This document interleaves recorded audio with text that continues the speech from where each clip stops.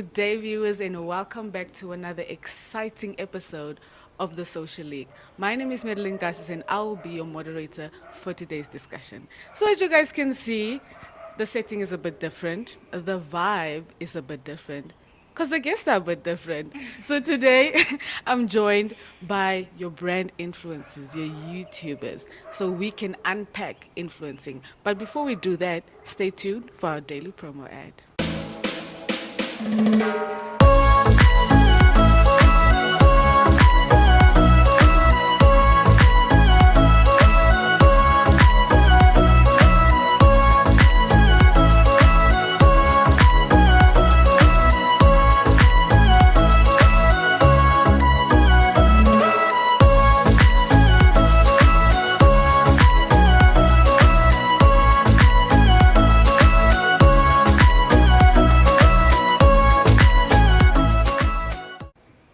Welcome back, viewers, and thank you so much for staying tuned. So, like I mentioned before, on today's panel discussion, we're going to be diving in and dissecting or unpacking the life of being an influencer.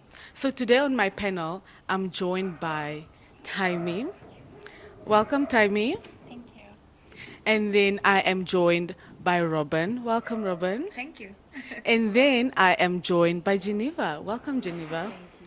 Thank you so much, ladies, for joining me on this panel discussion today. And I'm so excited to dive into this topic today.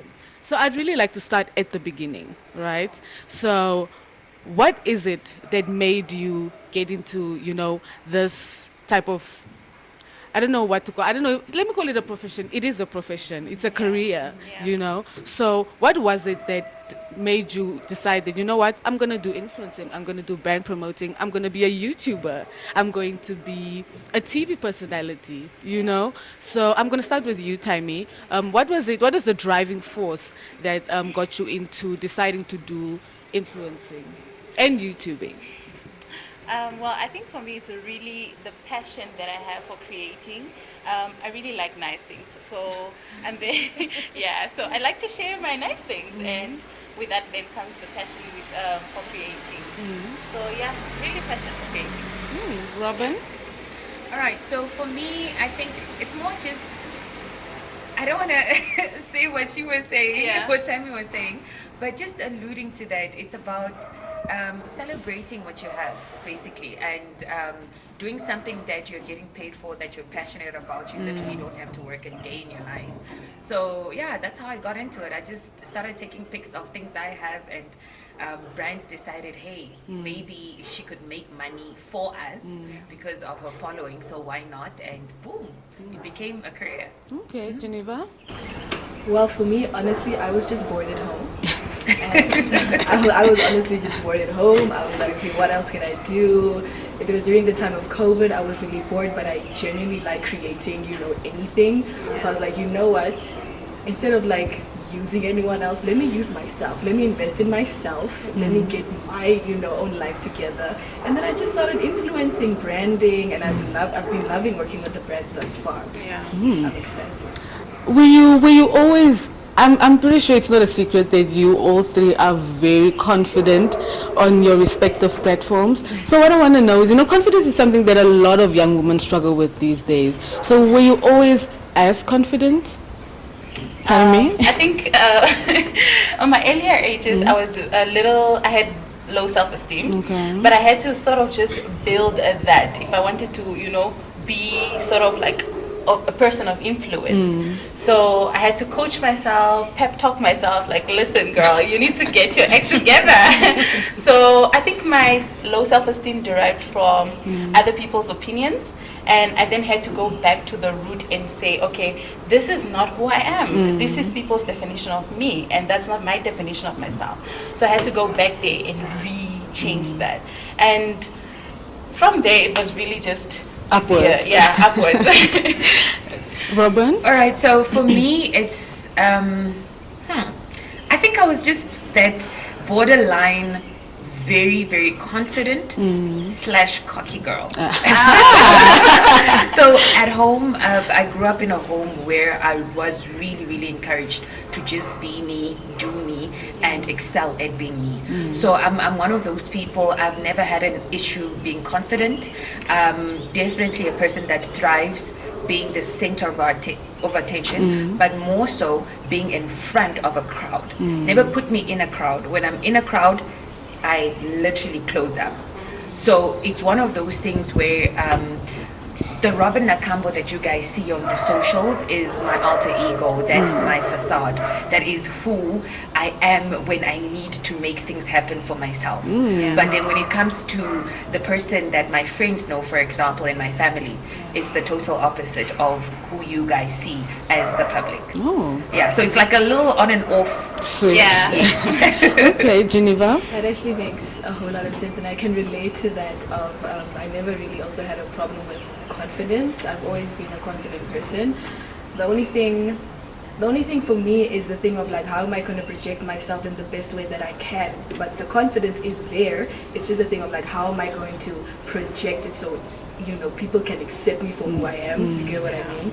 So other than that, I wouldn't say I had a struggle with it, but I did have a struggle with being myself on the gram and just fully being myself and just allowing myself to be myself. Yeah, but other than that, it's been fine.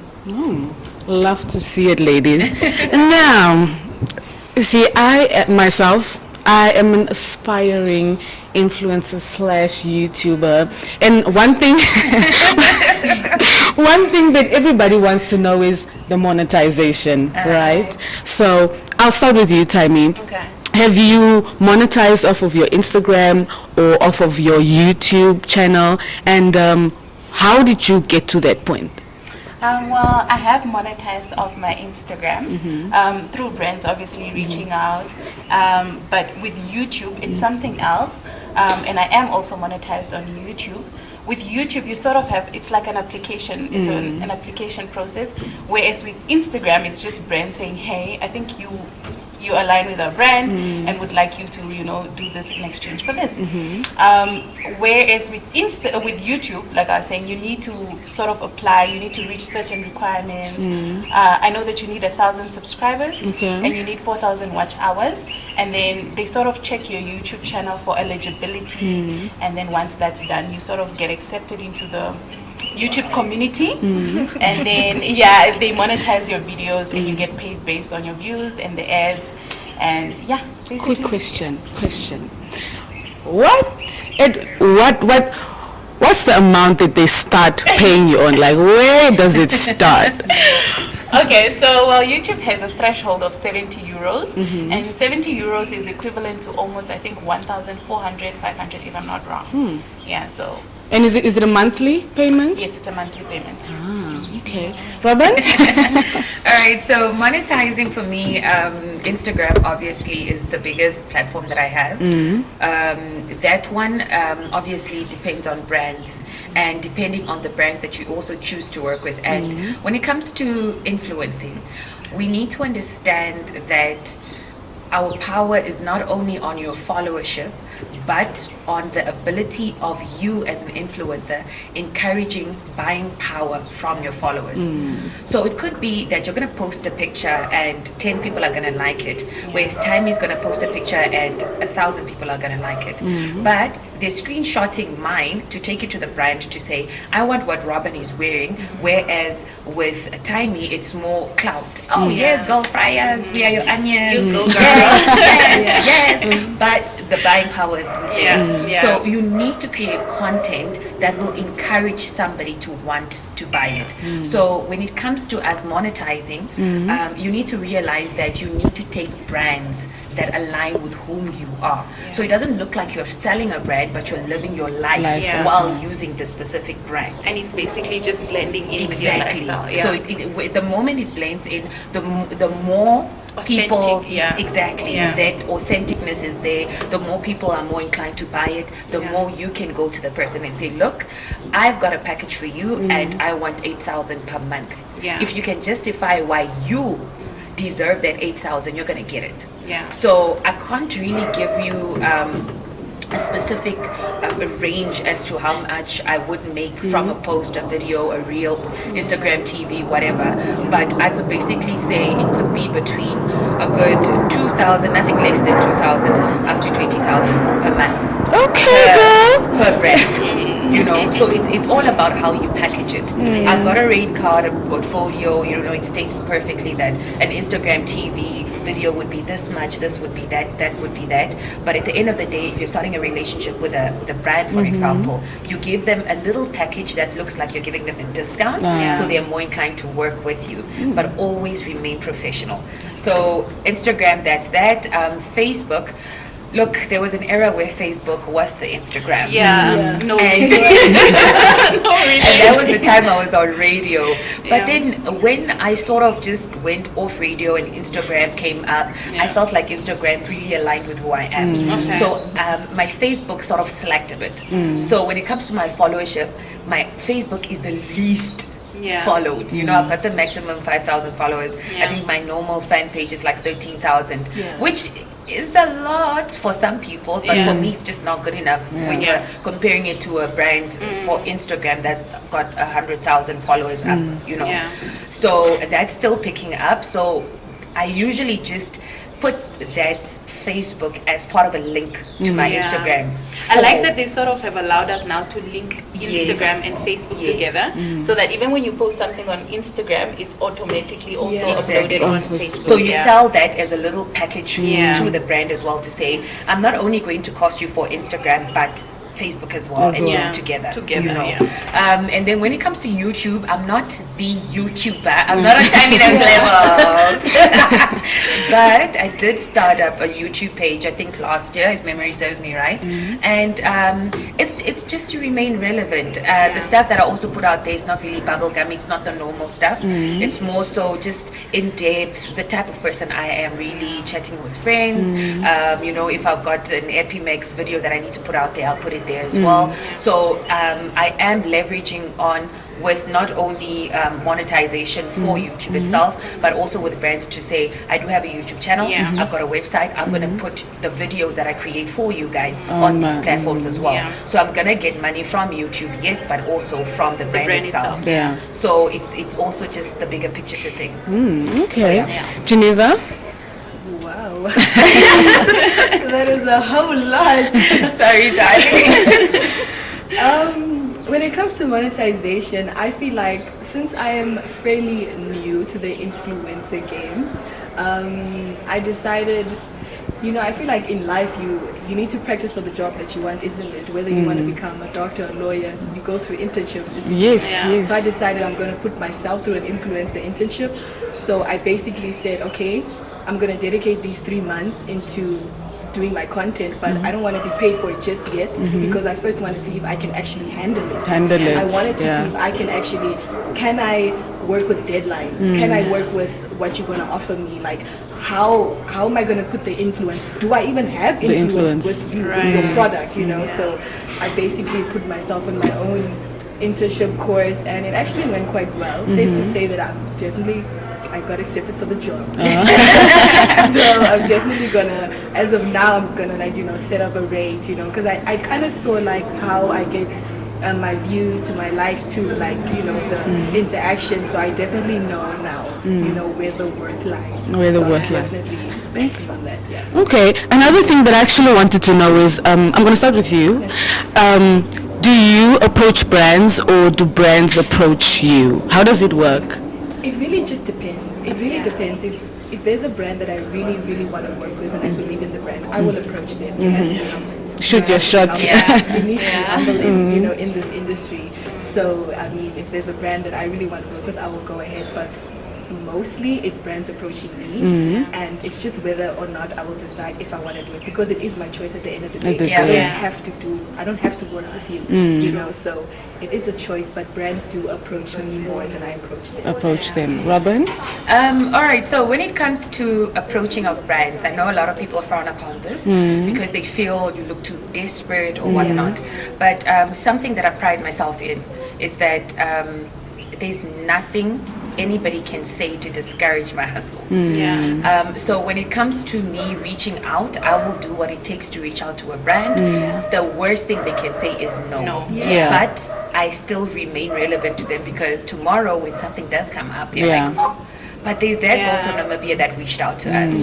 And honey, they'll approach me eventually. So with COVID, because like we were speaking earlier on, where we were talking about how influencing sort of took a dip, because content curators more focus on going out there to get the content, whereas I was encouraging the fact that make your home a beautiful home, so that you could be curating from home. You don't constantly need to be in the streets to do this job, So what I did was I took that time off, because obviously it's now COVID times, and just started drafting my profile. I engaged my friends in SA that are influencers, and these girls are caking it. They are caking it. Influencing in SA. So I was just like, guys, can you please just give me your rate cards? I want to see what you guys are doing. And I literally walked through all of that. I didn't replicate them. I didn't copy their style. I created my own thing, sat down with my designer, and I said, we are creating me. I launched a website earlier this year because I want people to differentiate whom I am from the next person. So at the end of the day, I created this platform. I started emailing people. The gram, Google is your best friend. Guys, we've got internet. So I started looking for, from away to flippin' Pepsi to Casa Light, even Tafalaga, whatever. I started emailing people. I'm like, guys, this is who I am.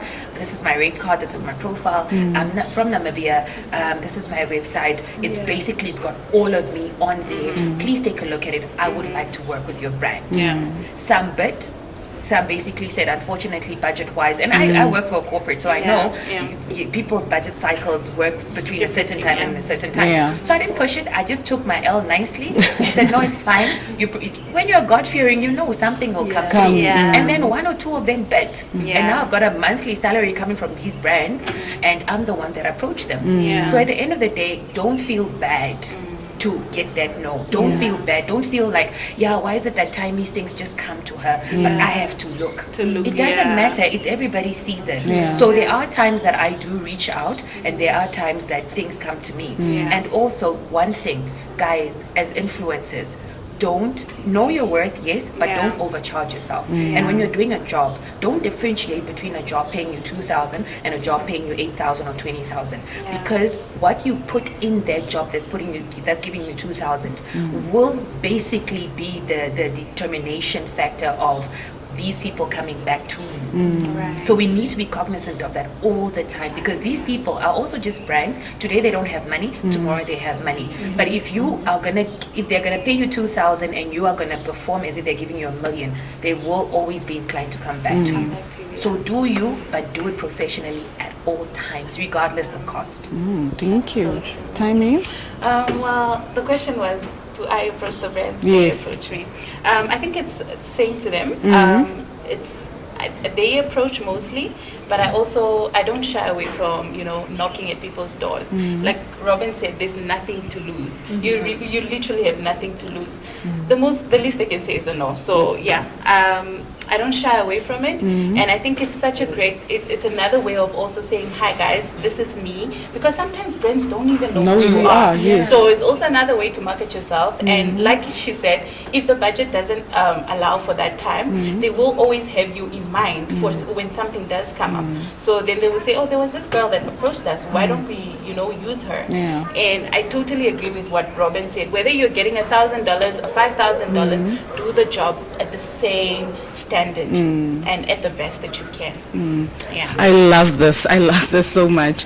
Considering that influencing it's looked down upon, especially in the older generation. If you tell your mom, look, I want to leave this medicine story and I want to pursue influencing, they're going to look at you like, are you crazy? So have you ever found that people look down upon what you do?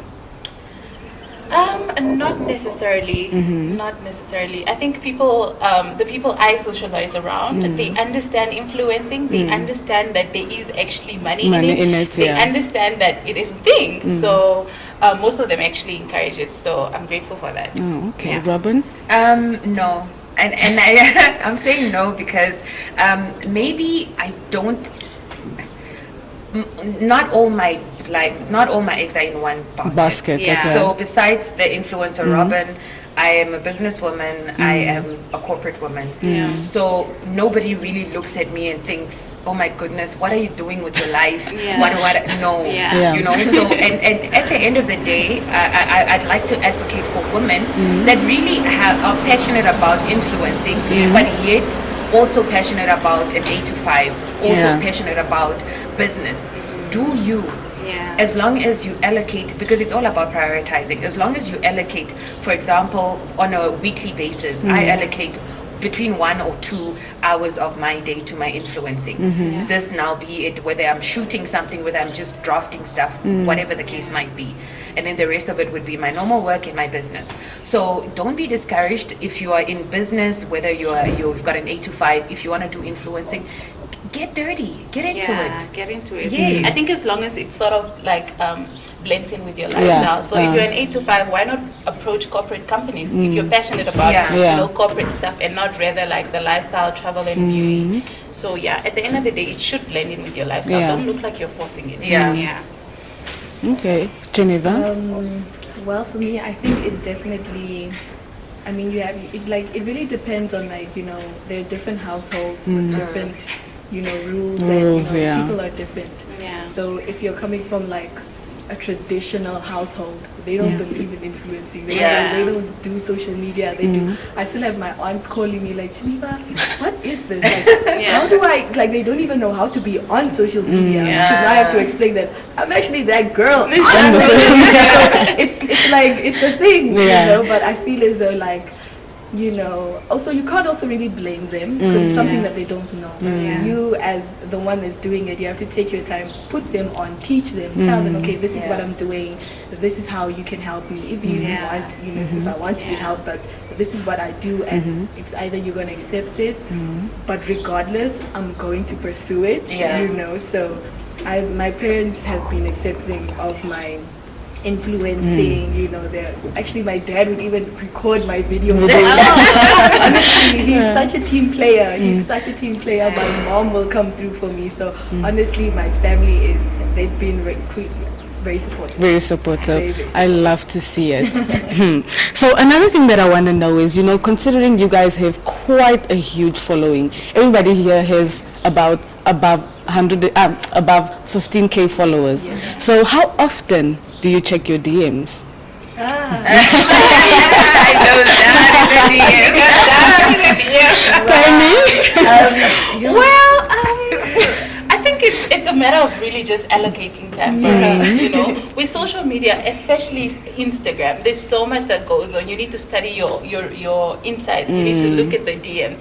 You need to look at your the likes, the comments. It's so much. So there's not really like a specific day or time to sit and say, look, Tuesdays I look at my DMs. No, when I have time, I'll look at it. But if I don't have time, then I'll reply when I can.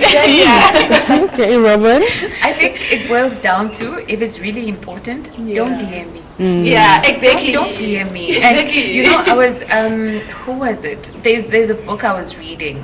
But I think it was Kathy's book regarding influencing. She mentioned something about the importance of knowing how to reach an individual depending on for what you're reaching them for. Don't come for me as a brand and you're inboxing me to get to me as an influencer for you. Don't do that.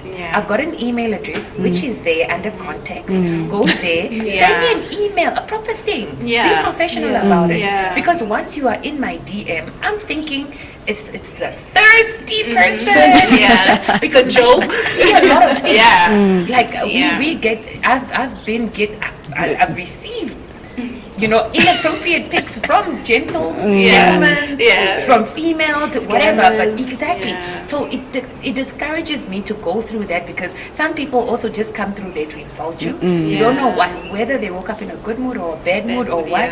So you're just like, man, do I really need to go through the DMs? So the DMs give me anxiety. If you're looking for me and it's important, email me. I like what she said. I really, really, it's so important that as a brand, if you're reaching out to somebody, you're trying to contact somebody, email them, and don't email us from your personal account or your personal emails. Get your work email that has your the signatures. Yes, I must see that it's CC who, So it's really, really important. And it just, me as an influencer, I'll take you very seriously. Very seriously. Yeah, if you come in my DM, I'll just be like, okay, next. Geneva? I mean, that makes sense. I definitely do go through my DMs because I like going through my DMs. I honestly I like my DMs, because there's also a lot of love in the DMs, there's support, there's I am rooting for you, And the thing is, if you want to put yourself in that person's shoe of imagine you're DMing your favorite person and they replied and they were like, oh, thank you, that means something to me, you know. Not every single person I'm going to reply to, but just the ones who are I feel as though oh man, we are together. Yeah. And I think also, I think also as influencers, you create a little community yourself. And you go girl, we're right behind you. Yeah. You need to interact. But one thing as well is, guys, don't be those influencers that are not, the moment somebody took the time to just say, oh, you look beautiful in red, just even if you just double click, just to like it, or even just action, even just something. I know. Tomorrow you are the one who's beefing because, but I put up a picture and nobody's saying anything. But it's because you don't respond to people. Yeah, because at the end of the day, these are the people who are making it possible for you to be in. Because we are. Yes. So without this audience, you don't have buying power. You don't have. So just make time to respond. Just double click or something. Something. Wait, but hold on. Okay. There is a point where sort of you as the influencer, you do that, but now it becomes sort of like an expectation from the other side. You're not gonna say anything now. You're not it sort of becomes an expectation where you have to say something all the time. You need to repost our things. Can we talk about that? Does it feel a lot like entitlement? It feels a little bit like entitlement. I do let that get to me though. I'm such a strong person. I believe I'm gonna do whatever I want to do. For me. You get what I mean? So if you're feeling some type of way, I can't do anything about it. I really can't. I think but there is a little. My social, it's my Instagram. It's mine. I love that you support me and understand and support my brand, but the entitlement, let's kind of get on that. And also, guys, just I think from what we're discussing now, it's more the positives. There's also a lot of negatives when it comes to social media. Yes, I actually wanted to dive into that right after this. Because Geneva also mentioned something about scamming. And recently, Tammy, you had an issue where somebody used your pictures, fake account. So how do you guys deal with that? And I believe that, as much as DMs can be oh, you look so nice, I believe that there's a lot of hate comments also, a lot of negative things. So how do you guys deal with that? I think that goes back to the conversation we're having about confidence and self-esteem. I think you need to go back to that and just have a rooted definition of who you are, so that when people come for you on social media, you remind yourself that that's not me, that's not the girl that is in me. So you don't have to deal with it. I always tell people, you don't have to deal with bullies, you don't have to deal with social media bullies. Ignore, block if you must. Don't entertain it, because most of the time you as a brand, because Tammy is a brand, I have more to lose than that person. Most of the time these people come with fake accounts, they have no identity. Now you are going back and forth with a ghost. That's basically it's true. So don't entertain it. You don't have to entertain it. I think it boils down to what she's saying. Not every not every action deserves a reaction. And you need to choose what you're willing to stand for. For me, on a daily basis, and I'm telling you, you know, people are going to love you. The same amount of people are going to hate you just for breathing. You don't have to do anything to them. And getting into this business, the first things that you start questioning is, but why me? Why do they hate me so much? But one thing that my parents always tell me is, people never, they never frown upon or victimize somebody they're not intimidated by. So the fact that you are that one that's constantly being spoken about, that's constantly being fabricated issues about or whatever, is because they feel you intimidate them. You're clearly doing something right. So all that. So for me, it's one of those things where when it comes to negative comments on my pictures, I block it. I look at it, I'll screenshot it for my group as my friends and we laugh about it, but I'm gonna block you and I'm gonna move on with my life, because what you want me to do is you want me to justify your action by reacting to it. I'm not gonna give you that satisfaction. So it's about just knowing what to take on and what not to. But there's really some people that are broken out there, and sometimes it's not even their fault. Sometimes it's really not their fault. Something that I mean, even on Friday, front page, I was there because we are paying for beauty. I'm like, and my mom is just like, my child has been yellow all her life. People they really want to believe that I bleach. I've been like this whole time, from when I was a kid to now. That is me. They really want to believe that there's no way Robin can drive the car she drives or live where she lives. She must have, yes, darling. She must have a job somewhere. And you're like, baby, I've got an 8 to 5 job. Just stuff like that. So people are constantly going to make up stories because they really don't want to believe that Geneva or Tiny are doing as well as they are. It can't be, because I can't do it. How are they doing it? So never mind all of that nonsense. Surround yourself with people that are really rooting for you. And unfortunately, our influencing industry is one that we're a little bit catty in a sense, because we're very cliquey. It's about we need to start becoming united, because we are going to break. Divide and conquer is gonna happen in our industry if we don't come together as one. Something I loved about these two ladies, the moment I sat down there, I think it's not, we haven't met much in person. I think it's the first time I meet her in person. It's actually the first time. But the vibe is always just like, oh hi! You guys wouldn't even know we're strangers from the time we've been sitting and chatting. But it's about that positivity, positivity. So we need to support one another and just cut out on all of that bullying stuff. Guys, and really just support each other. We achieve so much more together. And I really love what you said about there are certain times where people don't really know what you're doing. Like Robin, I know a lot of people don't know that you have an 8 to 5. No, they think I wake up and look because on social media you're always posting, in Swakop Moon, in a hotel. They think you are just, that's you. People think your lives revolve around social media. So people need to also understand that what we share on social media is what we choose to share. So really. Okay, but Geneva? The question was how are you dealing with negativity, right? In the hate comments and... I would say I haven't actually dealt with someone making like fake profiles yet and scare me, but I would say I did deal with a lot of negativity when it comes to certain blogs, I guess, but because for me it's like I didn't come into this game as Geneva Crow. I came into this game as from a whole other identity that I had no control over. So for me it was a thing of like, okay, now I need to fight for myself. Now I need to fight for myself to be an individual person that I am, because what happened with that's not me. That didn't define me.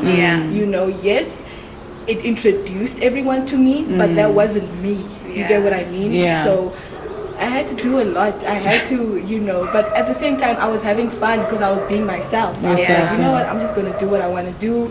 You either love me or you hate me, but like it is what it is. And when it comes to working together. I honestly believe that as well. I love working with other influencers. Honestly. Yeah. I love working with other influencers because I feel as though like, we, as you said, we're supposed to be united because we understand and what we're learning so going much through. from each other. Exactly. You know, like we understand also how difficult this industry is. So the least we can do is have each other's backs. You know what I mean? Honestly. So, but other than that, it's been really fun. Like I've really enjoyed seeing everyone else doing their thing, growing because once like God blesses someone, you shouldn't think of that as like intimidation. It just means God is in the area. God is in the area. In the area, and as you say, like it's everyone's season. Exactly. We're all gonna shine one way or another. So that's what I believe. But actually, to applaud her, I love the fact that as much as you mentioned it yourself that you came into this industry in a different way. I think for me, I came in from radio TV, all of that. You came in as an influencer. I think I started makeup artist, and then it sort of I was like, okay, let's separate the two. But for you came in like what people would deem as a negative vibe, but you stood your ground and you turned that narrative around, and that's applaudable. Because most really people I know would crumble. They would crumble, and you didn't. You created who you are today. So that is kudos, bro. You really changed sort of the narrative. Like that's not me. So it's remarkable, honestly. This is beautiful, I must say. This is beautiful. We're excluding you from your own. No, I am here for all of this because essentially the reason why I wanted to have this discussion was because I really wanted myself and people who want to be in that position one day, to have a very organic, discussion, natural, like where you guys are really telling them like the do's, the don'ts, the things that are good about it, the things that are bad about it, so I really love to see how you guys are connecting, considering the fact that this is the first time you guys are meeting, but I would really have loved to continue this discussion, but time is of the essence. So I really want, if there's any final words that you guys would like to give, like to the viewers, anybody who's watching, who's an aspiring influencer, YouTuber, so this is that time. So I'm going to start with you, Taimi. Okay, I think I'm going to do the YouTube and then you guys Okay, so with YouTube, a lot of people have this narrative that, you need an expensive phone, you need an expensive camera, you need expensive lighting. But I always tell people, just start with what you have. Start with where you're at. And if you have a vision, you have a plan, execute. Don't wait to have, the most expensive camera. Build your way up from that. And I think it also applies to influencing. A lot of people feel pressured like, oh my God, South African influencers are using cameras. Start with your phone. Start with your phone. Obviously invest in your quality because people are coming back for quality. But if it means starting now, start and then, perfect it in the process. Okay, Robin. All right, so when it comes to influencing, I would say that the most important thing is being authentic. And I've started realizing that a lot of times, especially for influencers, we like to bubble ourselves in. To be an influencer, you constantly need to be picture perfect. You start apologizing already when you're taking a video or a picture and your makeup is not done. Oh guys, I'm so sorry, I'm so sorry. Why? That is who you are. Exactly. So, one thing for me, I've taken pictures without makeup. I'm sitting in front of you without guys makeup right now. So it's one of those things where just be comfortable with the person you are with. That in itself will resonate to other people and they'll feel comfortable with you as a brand, and other brands will be inclined to want to work with you. So just be authentic and take brands that align with you. Don't try and sell a brand that you really don't work with. Don't do it because you're lying to the people. People follow you because they believe Robin or Taimi or Geneva take this tablet to look as sexy as they are. But if you don't take that, really, you are lying to your followers. And like they alluded to, your followers are your family on the gram. They're your family on the socials. So just be authentic about everything you do and it will sell. And if it's not your time now, it will be your time tomorrow. That is so true. People really come to you for who you are. Don't feel the need to sort of change that. I can personally attest to that because a lot of my followers are people that are thick and they love the fact that I embrace who I am. And I think for me now to say, guys, now I want to be skinny. Oh my God, I want to be skinny. They would sort of feel like, Tammy, we follow you because of that. You know, so stick to that. Be authentic. Be your true self. And I also want to encourage influencers to sort of that being your true self persuades, or I would say sort of creates an authentic bond with your audience, because now you try and be this person and they don't understand, like, okay, is she this girl or is so be clear and just be authentic. It's not all about the nice things all the time. Just be realistic. Just be relatable. Be relatable always. Geneva? I definitely agree with what both of you guys said. I'm definitely for it. And one thing I'd also like to mention is you guys also have to invest in your mental health. Honestly, as much as it's great, as it looks great, honestly, breaks are needed. Take a break. Go back to the drawing board. Refuel, remind yourself who you are, why you're doing this, honestly, because if you keep going, with every high comes a low. And if you keep going, the low will be even lower. You get what I mean? So just like breathe, like don't take it that seriously. Don't take social media that seriously. I love what you said. Have a why. It's so important to know why you're doing something, because along the way you're gonna get stuck somewhere, and then you're gonna be like, let me just drop this thing. But when you have a why, you know why you're going. You know why you need to keep pushing. You know why you need to invest in your brand. You know why you need to still perfect certain things. She mentioned the why shouldn't be money. Never be money driven. Yes, we're all doing it for the paycheck, but let that not be your immediate why. Do it because you want to, because you love the brand, because you know it resonates with you, not because of money, because like that you'll sell your soul to the devil for money. And like what she said, don't do it for money, especially when you're beginning, when you're starting. Be open to bartering. Let's do your hair in exchange for an ad. Be open to buttering. But obviously you get to a point where you know that your numbers, your insights, they can get you a paycheck. So then you monetize that and you invest in a rate card, you invest in a media kit, and take it from there. Okay, quick question. These rate cards, media kits, do you do them yourselves? Do you get somebody to do them for you? It depends. How professional do you want your rate card to be? Okay. Well, but I think it should still have your element. If you're having somebody do it, you should still be able to, draft it yourself and then hand it over, so it has your, that you. Okay. Yeah. Well, ladies, thank you so much for joining me today. I'm fulfilled. So thank you so much, viewers, for tuning in to today's episode. I think we all learned something today, if not 2, 3, 4, 5 things. I learned that you need to be authentic in what you do. You need to know your niche. You need to know why you are doing what it is that you're doing, and start before you're ready. Don't wait for the perfect phone. Don't wait for the perfect camera. Start before you're ready, and don't forget your mental health. So thank you so much, viewers, for joining us today. We'll see you again next week, same time, same place.